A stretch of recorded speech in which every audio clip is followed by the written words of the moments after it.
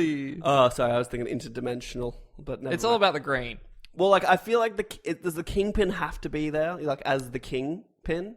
Yeah, but he doesn't really... He pulls the strings. He's not really, like, fighting Spider-Man. He is brutal, though, and, like, He is brutal. Crushes skull. So Only in Daredevil, dude. Not in Spider-Man, he doesn't. No, see, my biggest knowledge of Spider-Man is the animated series, and he is a beast in that. But he's not... I want, like, a MA-rated Spider-Man game. You ain't getting that, boy. I'd love that, though. You ain't getting that. Give me... Oh, why can't there just be, like, a Spider-Man... It's called Prototype, dude. It's just the exact same, man. Give me, like, a Netflix Spider-Man show like Daredevil. I'd be so fucking happy. Oh, that would be so That'd be so sick. No, it'd never happen, though. But he's still in high school. He stays in high school. Because it's the best when he's in high school. That would be cool.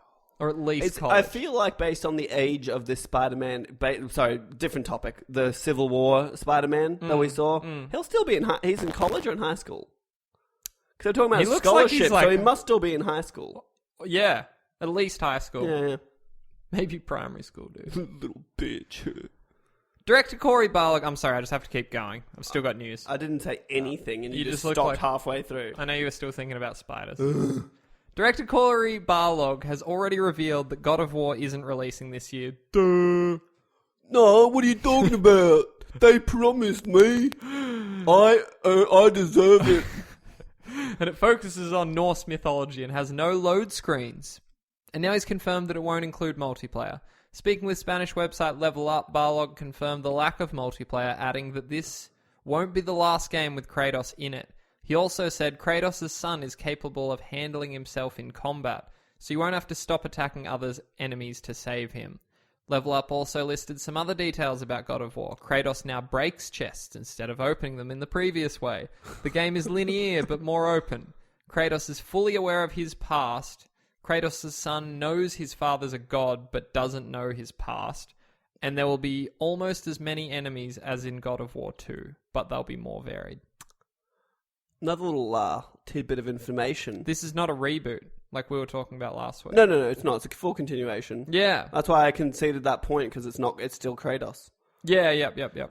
Little tidbit of information also. They were tossing around the idea of having it in Egypt. Ancient I saw Egypt. that too, yeah.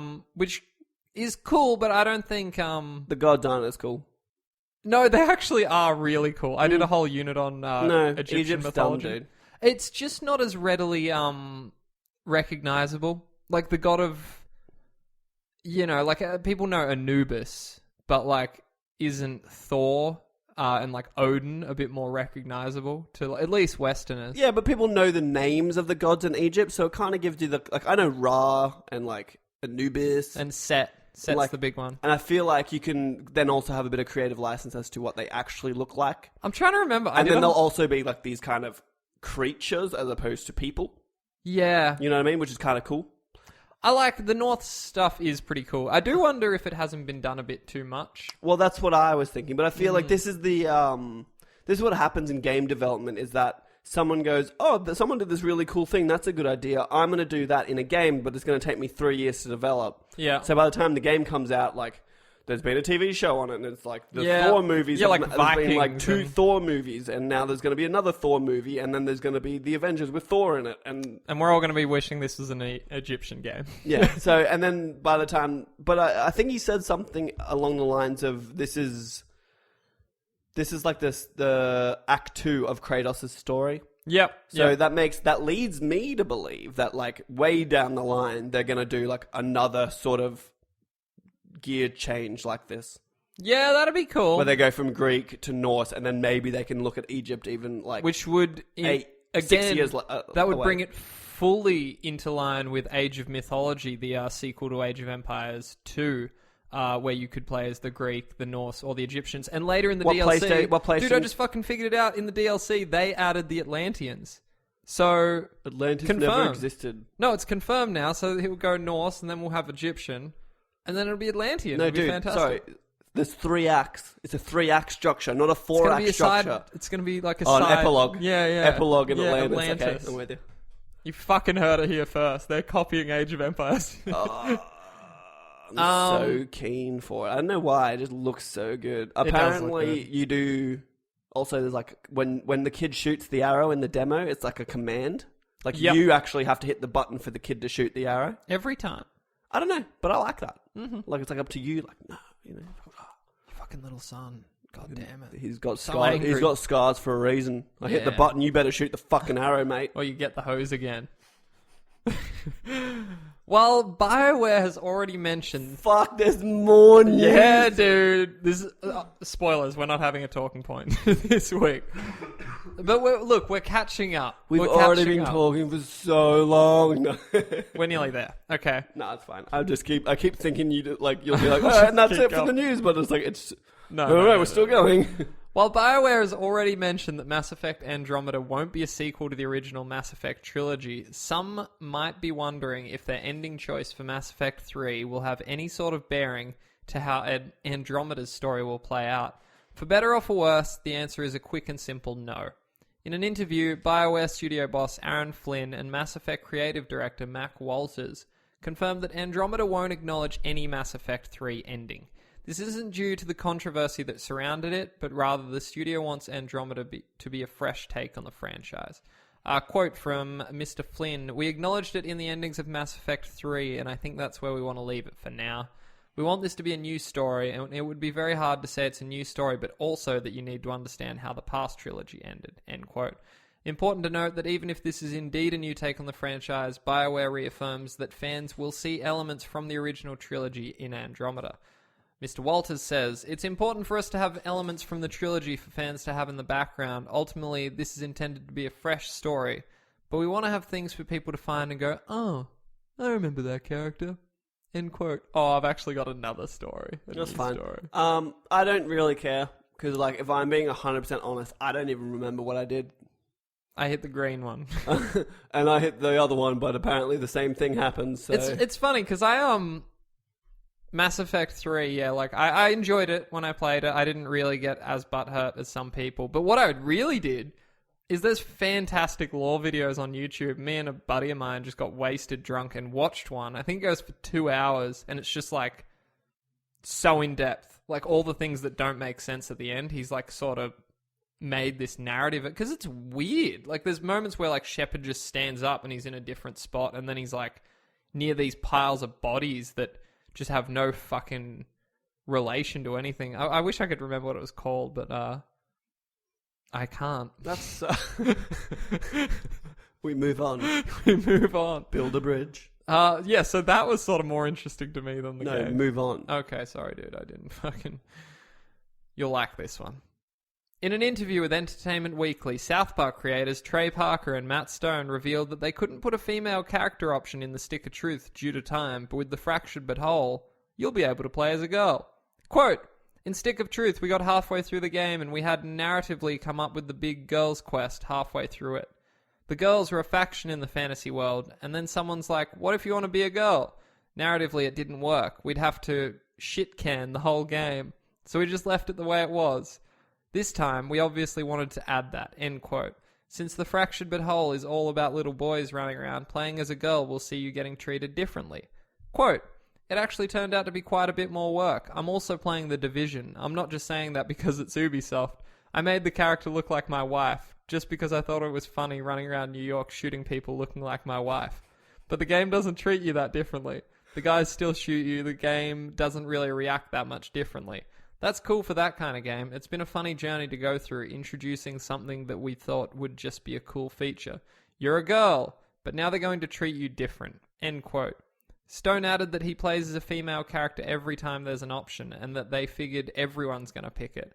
Parker also looked back on the development of the Fractured But Whole, revealing that they were approached by Ubisoft about making a sequel to the Stick of Truth. When first asked, Parker and Stone said no because they figured they should make a movie next. But then they started thinking about what another game would like.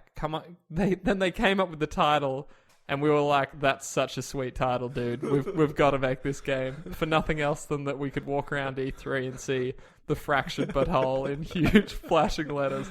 Millions of dollars in the Fractured Butthole.